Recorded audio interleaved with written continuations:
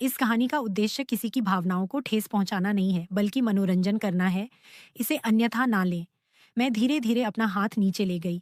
मुझे जोरदार करंट लगा। मुझे लगा आर्यन सचमुच अब बच्चा नहीं रहा। My God! मेरी आंखें फटी की फटी रह गई। कहानी बहुत ही इंटरेस्टिंग और रोमांटिक है दोस्तों। इसे बनाने में बहुत मेहनत लगती है। अगर आप चैनल पर नए हैं तो चैनल को सब्सक्राइब जरूर कर लीजिए। मेरा नाम नमिता है। मैं 26 की बहुत ही खूबसूरत महिला हूँ। मैं एक हाउसवाइफ हूँ और ग्रेटर नोएडा में 2 BHK के फ्लैट में रहती हूँ। मेरे पति एक एमएनसी में जॉब करते हैं और कंपनी की तरफ से ऑन डेटिंग करने के लिए अलग अलग शहरों में जाते रहते हैं। मेरी 1-2 साल की बेटी और इसके अलावा घर में मेरे सास ससुर हैं। भगवान की दया से पैसों की कोई कमी नहीं है। घर गृहस्थी बहुत अच्छे से चल रही है। बस जीवन में एक ही कमी है कि मेरे पति कई कई दिन घर से बाहर रहते हैं। मेरा मायका रायबरेली में है। पिछले महीने की एक सुबह मेरे मायके से मेरी माँ का फोन आया कि आर्यन का एग्जाम है गाजियाबाद में। अगर तुम्हें कोई दिक्कत ना हो तो वह तुम्हारे पास ही कुछ दिन रुक जाएगा। मैंने कहा, मम्मी, इसमें दिक्कत कैसी? आर्यन मेरे पास आराम से रुक सकता है। मैं बहुत खुश थी कि मायके से कोई आ रहा है। कुछ दिन तो अकेलेपन से निजात मिलेगी। आर्यन के बारे में मैं यहाँ आपको बता दूं कि वह रायबरेली में मेरे साथ ही स्कूल में पढ़ता था। उसके पापा और मेरे पापा दोनों साथ में ही जॉब करते थे, इसलिए उसके साथ घरेलू संबंध थे। मैं और आर्यन दोनों ही अपने घरों में इकलौते हैं। 12वीं बाद मैंने बीए में एडमिशन लिया और वह बीटेक करने मुंबई चला गया। फिर कुछ साल बाद मेरी शादी हो गई। मेरी शादी 4 साल पहले हुई थी। शादी के बाद मैं उसे एक बार ही मिल पाई हूँ। अब पहली बार वह मेरी ससुराल में आ रहा था। मेरे सास ससुर जो कुछ दिन के लिए बाहर ट्रिप गए थे, उन्हें मैंने फोन करके बताया। वह भी बहुत खुश हुए। बोले, अच्छा है, अब मुझे तुम्हारी चिंता नहीं होगी। अगली सुबह आर्यन आ गया।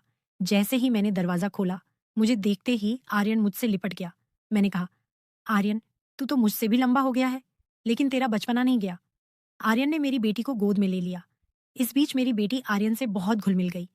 आर्यन फ्रेश होने के लिए चला गया। मैंने चाय बनाई और दोनों चाय पीते हुए बातें करने लगे।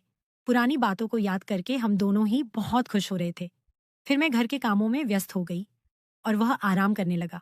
रात को 9 बजे डिनर हम दोनों ने साथ में ही किया और सोने की तैयारी करने लगे।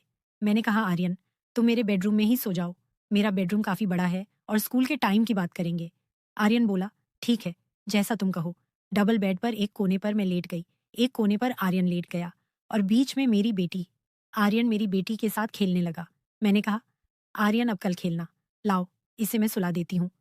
थोड़ी देर में मेरी बेटी सो गई। हम लोग स्कूल के दोस्तों की बातें करने लगे। कौन कहाँ है, क्या कर रहा है, वगैरह वगैरह। थोड़ी देर में आर्यन को नींद आने लगी और बोला, अब मैं सो रहा हूँ। मैंने लाइट बंद कर दी और नाइट लैम्प जला दिया। आर्यन सोते हुए बहुत अच्छा लग रहा था। गोरे गोरे और उसके पतले पतले होंठ। इतना काफी था मुझे भटकाने के लिए। मैंने अपनी बेटी को किनारे किया और आर्यन की बगल में लेटकर उंगलियां बालों में फिराने लगी। शायद वह गहरी नींद में था, इसलिए हिला भी नहीं। मुझे उस पर बहुत प्यार आ रहा था। मेरे हाथ उसके गालों से होते हुए सीने तक पहुंच गए। मैं अपनी उंगलियां छाती पर फिराने लगी। थोड़ी देर बाद मैंने हाथ हटा लिया। आर्यन बोल पड़ा, प्लीज ऐसे ही करती रहो, अच्छा लग रहा है। मैंने हंसते हुए कहा, बदमाश, मैं तो समझी कि तुम सो रहे हो। आर्यन बोला, सो ही रहा था, पर तुमने जगा दिया। मैं फिर उसकी छाती पर उंगलियां फिराने लगी। मेरे हाथ नीचे बढ़ रहे थे और आर्यन का चेहरा शर्म से लाल हो गया। मैंने बोला, तुम इतना शर्मा क्यों रहे हो? बचपन में हम ऐसे ही तो खेलते थे, डॉक्टर डॉक्टर। तब तो हम ऐसे पूरे शरीर की जांच करते थे। आर्यन बोला, हाँ, पर तब मैं बच्चा था। मैंने कहा, तो अब क्या बदल गया है? दोस्त तो अब भी हम हैं। अच्छा, अब मेरा हाथ छोड़ो, मुझे देखने दो। आर्यन ने मेरा हाथ छोड़ दिया। मैं धीरे धीरे अपना हाथ नीचे ले गई। मुझे जोरदार करंट लगा। मुझे लगा आर्यन सचमुच अब बच्चा नहीं रहा। Oh my God! मेरी आंखें फटी की फटी रह गई। आर्यन बोला, क्या हुआ?